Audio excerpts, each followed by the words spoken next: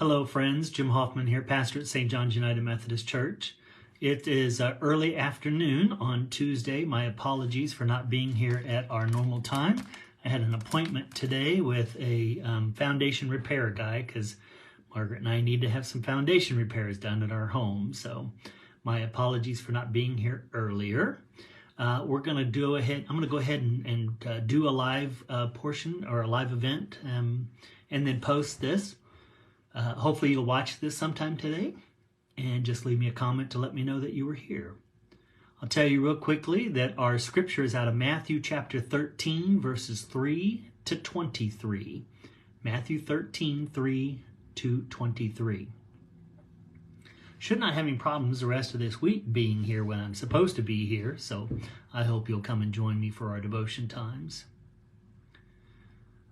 Again, real quick, Matthew 13, verses 3 to 23.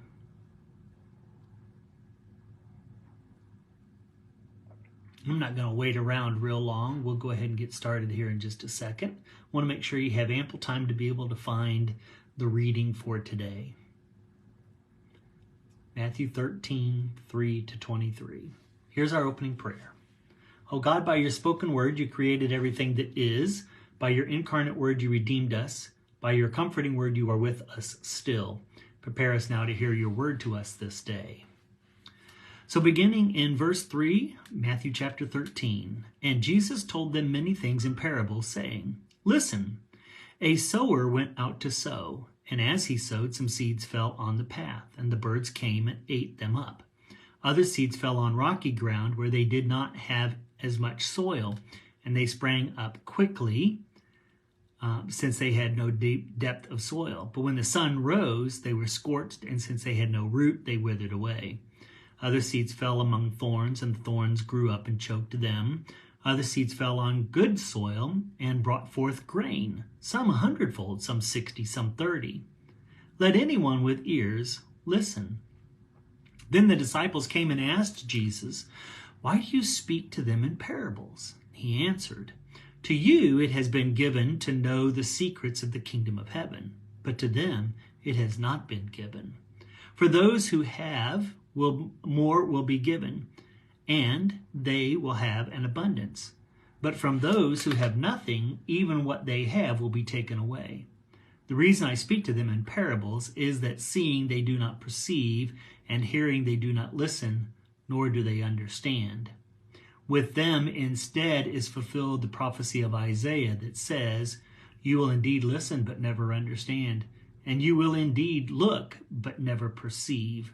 For this people's heart has grown dull, and their ears are hard of hearing. And they have shut their eyes so that they might not look with their eyes, and listen with their ears, and understand with their hearts, and turn, and I would heal them. But blessed are your eyes, for they see, and your ears, for they hear. Truly I tell you, many prophets and righteous people longed to see what you see, but did not see it, and to hear what you hear, but did not hear it. Hear then the parable of the sower. When anyone hears the word of the kingdom and goes and does understand it, the evil one comes and snatches away what is sown in the heart. This is what was sown on the path. As for what was sown on rocky ground, this is the one who hears the word and immediately receives it with joy. Yet such a person has no root, but endures only for a while. And when trouble or persecution arises on the account of the world, that person immediately falls away. As for what was sown among thorns, this is the one who hears the word, but the cares of the world and the lure of wealth choke the word, and it yields nothing. But as for what was sown on good soil, this is the one who hears the word and understands it, who indeed bears fruit and yields, in one case 100-fold, in another 60, and another 30. Our devotion writer today is George T. Wilkerson from North Carolina, and George's focus verse is the last verse. Jesus said the seed falling on good soil refers to someone who hears the word and understands it. This is the one who produces a crop yielding 100, 60, or 30 times what was sown. And here's George's devotion. He says, when I think about hearing about bearing fruit for Christ, I remember a story I once heard on the news. At the drive-through window of a coffee shop, a customer spontaneously paid for the order of the next car in line. It was an act of pure kindness and generosity. When the next car reached the window and discovered that the person in front had already paid, they were so touched that they in turn paid for the order of the person next in line behind them. The chain of generosity continued for more than 200 people. Upon discovering the person ahead had paid for their order, each customer was inspired to pay for the next person's. The kindness was contagious. I imagine that the person who initiated this beautiful chain of love had no idea of the fruit that this one act of kindness would bear. This incident inspires me to obey God in faith and not worry so much about the outcome. I am convinced that when we obey God's commands to love others, it will bear fruit, even if we don't personally see the results. Thought for the day is, with God's help, my single act of kindness can inspire many, many more. I don't know about you, but I think we have enough people around in the world that we see two things out of. Number one, we either see apathy, which means they really don't engage with one another. So you can find yourself out at the grocery store, at a mall or a big department store or anywhere in public, Target, whatever. And you just kind of see apathy. So you see humans that really don't engage with one another. We just all go about our own little business, in our own little lane, in our own little world. Or you see people arguing with one another. Social media is a big platform for people to argue with one another, whether it's Facebook, Twitter, or whatever.